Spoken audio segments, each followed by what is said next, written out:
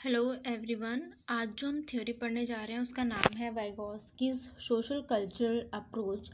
हिंदी में भी ये इसी तरह से होगी।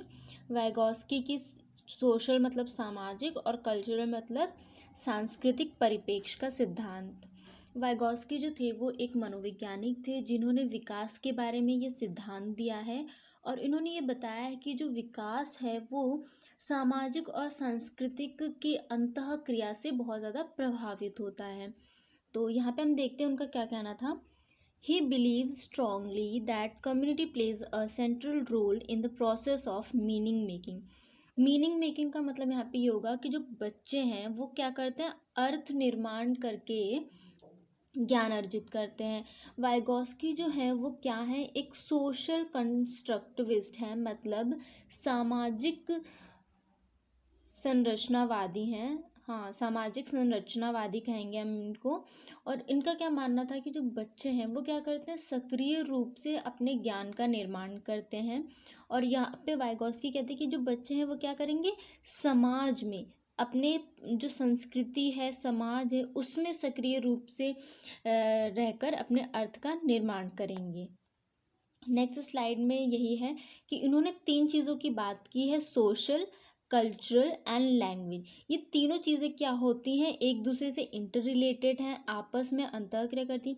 जैसे हमारी जो भाषा है, भाषा का विकास हमारे कैसे होगा, हम किस प्रकार के समाज में रहते हैं, किस प्रकार की संस्कृति है हमारी, इसका प्रभाव हमारी भाषा पर पड़ेगा। तो यही बताया है वाइगॉस्की ने, जो सोशल है और कल्चर है, जो हमारा समाज है और संस्कृति है, वो कितना समाज जो हमारा समाज और संस्कृति है वो कितना ज़्यादा इम्पोर्टेंट है हमारे भाषा के विकास के लिए। ये हो गया। यहाँ पर आगे चलते हैं। यहाँ पे कुछ बातें जो उन्होंने मानी हैं वो लिखी हुई हैं, जो उन्होंने कही हैं अपनी थ्योरी में। He believes that language develops from social interaction. भाषा का विकास सामाजिक अंतःक्रिया द्वारा होता है। इनका क्या कहना, मैंने आपको जैसे पहले बताया, इन्होंने क्या कहा, जो हमारी भाषा है उसका विकास कैसे होगा, समाज और संस्कृति में परस्पर अंतःक्रिया कर कर होगा। ये तो बात जायज़ है बिल्कुल। अगर कोई समाज नहीं होगा, अगर हम किसी बच्चों को एक रूम में बंद कर दें तो उसकी भाषा का विकास कैसे होगा, वो कैसे बोलना सीखेगा। यहाँ पे आप वो वाला एग्जाम्पल सोच सकते हो, जो मोगली होता है जंगल बुक में, वो क्या करता है, जो जिस माहौल में रहता है, जिस समाज में रहता है, वो वहाँ की भाषा एक्वायर कर लेता है, वहाँ की भाषा सीख जाता है। जैसे मोगली था वो जानवरों की भाषा बोलने लगा था, उसी प्रकार से हम जिस प्रकार के समाज में रहेंगे उसी प्रकार से हमारी भाषा का विकास होगा। सेकेंड है, he viewed language as a man's greatest tool a mean for communicating with the outside world. इनका क्या कहना था, जो भाषा है वो क्या है, एक हथियार है बाहरी दुनिया से संपर्क करने का।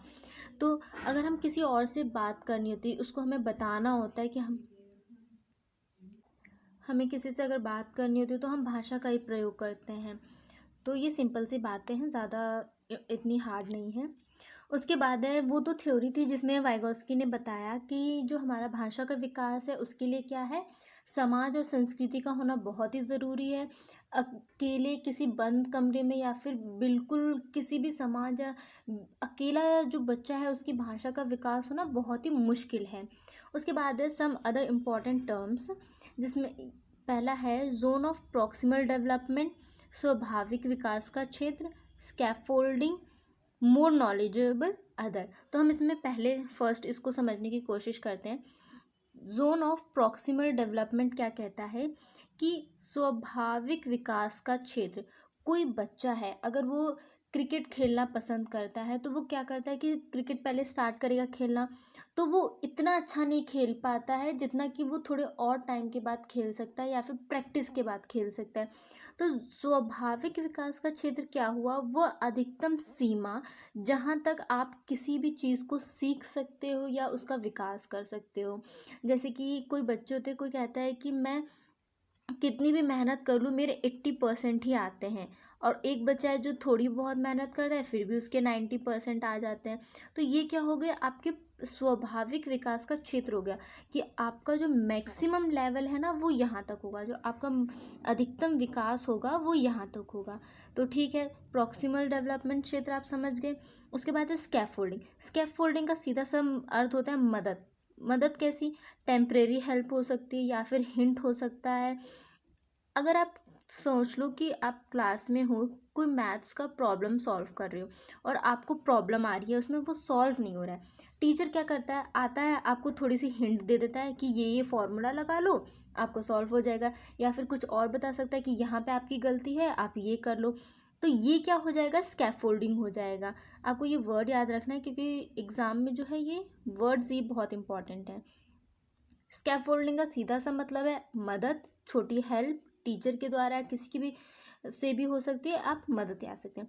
मोर नॉलेजेबल अदर, KMO, ये कौन होगा? मदद करता। जैसे मैंने आपको कहा कि आप किसी प्रॉब्लम में फंस रहे हो, टीचर क्या करता है? आपको आके हेल्प देता है। तो टीचर क्या हो जाएगा? मोर नॉलेजेबल अदर हो जाएगा, क्योंकि वो क्या है? मदद करता है। ये कोई भी हो सकता है, ऐसा नहीं है कि आपका टीचर ही है या आपसे बड़े ही हैं, छोटे भी हो सकते हैं, बड़े भी हो सकते हैं, लेकिन आप उस विषय में आपसे ज़्यादा जानने वाले होते हैं, जिस विषय को आप करने जा रहे हैं। ठीक है, उसके बाद मैं एग्जांपल से आपको समझाती हूँ। ये तीनों जो प्रोसेस हैं, proximal zone of development, other knowledgeable person और स्कैफोल्डिंग। एक बच्चा है, समझ लो ये यहाँ पे, ये क्या कर रहा है? ये पढ़ रहा है और कोशिश कर रहा है कि इसके एग्ज़ाम में बहुत अच्छे मार्क्स आ जाएं, लेकिन ये कितनी भी मेहनत कर लेना, इसके 75% ही आ रहे हैं एग्ज़ाम में। मेहनत बहुत करता है, दिन रात पढ़ रहा है, लेकिन उसको राइट डायरेक्शन नहीं मिल रही है, या कुछ तो हो रहा है जो वो नहीं कर पा रहा है। तो फिर इसके मदर ने क्या किया? उसकी ट्यूशन लगा दी। उसकी ट्यूशन लगा दी, एक टीचर आती है, उसे पढ़ाती है, और अब ये बच्चा क्या कर रहा है? 90% ला रहा है। अब यही बच्चा क्या कर रहा है? 90% ला रहा है। इसका मतलब क्या हुआ कि ये जो क्षेत्र था, ये वाला जो क्षेत्र था जिसमें आप 75% ला रहे थे, ये आपका स्वाभाविक क्षेत्र था, जिसमें आप अपने से मदद, अपने खुद स्वयं से जितना कर पा रहे थे। उसके बाद आया ये वाला क्षेत्र जिसमें आपने क्या किया? आपको मदद मिली टीचर से, ट्यूशन टीचर ने मदद की आपकी, और आप 90% लाने लगे। तो ये जो मदद मिली, ट्यूशन टीचर की जो मदद हुई, वो क्या हुई? स्कैफोल्डिंग हुआ। टीचर जो हुआ वो आपका क्या हुआ? वो अदर नॉलेजेबल पर्सन हुआ, KMO हुआ आपका, शॉर्ट फॉर्म में मदद करता आपका KMO हुआ। और ये जो लाइन थी जहाँ 90% आपने, ये वाला जो क्षेत्र था, यहाँ तक आपने जो डेवलपमेंट किया, आपने जो विकास किया, इसी को हम क्या कहते हैं? Zone of proximal development, ZPD। ये आपका हो जाएगा ZPD, मतलब वह अधिकतम सीमा। क्या आप इसके बाहर जाके काम कर सकते हो? इसके बाहर जा सकते हो? नहीं, ये आपकी अंतिम सीमा है, यहाँ तक आप विकास कर सकते हो।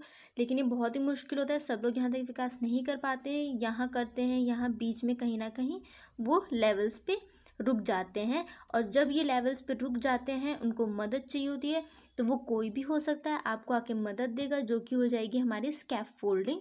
और जो मदद करता होगा वो हमारा हो जाएगा KMO, अदर नॉलेजेबल पर्सन।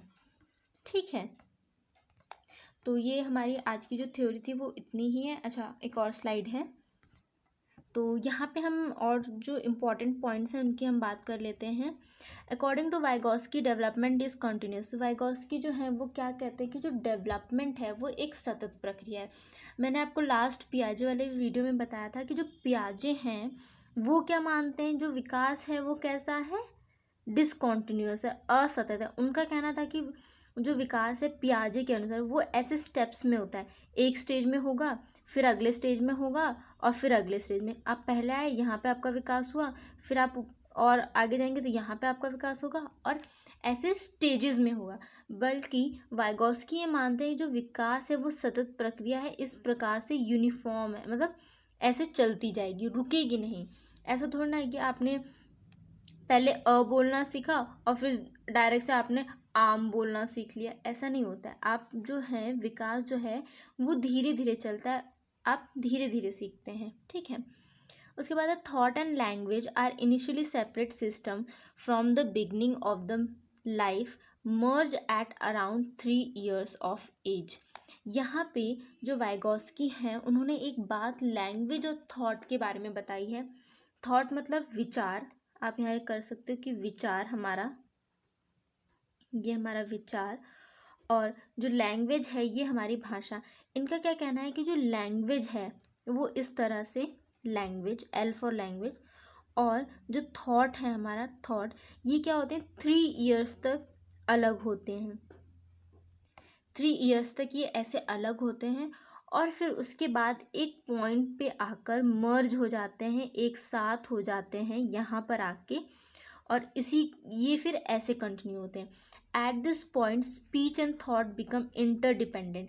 यहाँ पे लैंग्वेज क्या थी, अलग थी, स्वतंत्र थी, किससे, थॉट से।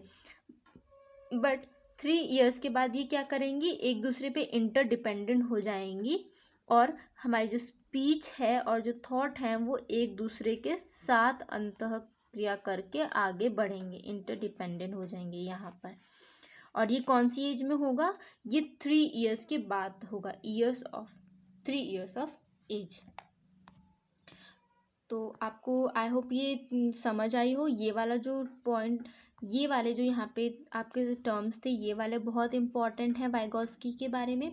और उसके बाद जो वाइगोस्की के ये जो 3 थे, इन्होंने बताया था कि जो सोशल कल्चर और लैंग्वेज हैं ये इंटरडिपेंडेंट होते हैं एक दूसरे पे, और लैंग्वेज जो होती है वो हमारे सामाजिक और सांस्कृतिक से बहुत ज़्यादा ही प्रभावित होती है। हमें जैसा समाज और संस्कृति मिलेगी, हमारा भाषा का विकास भी वैसे ही होगा।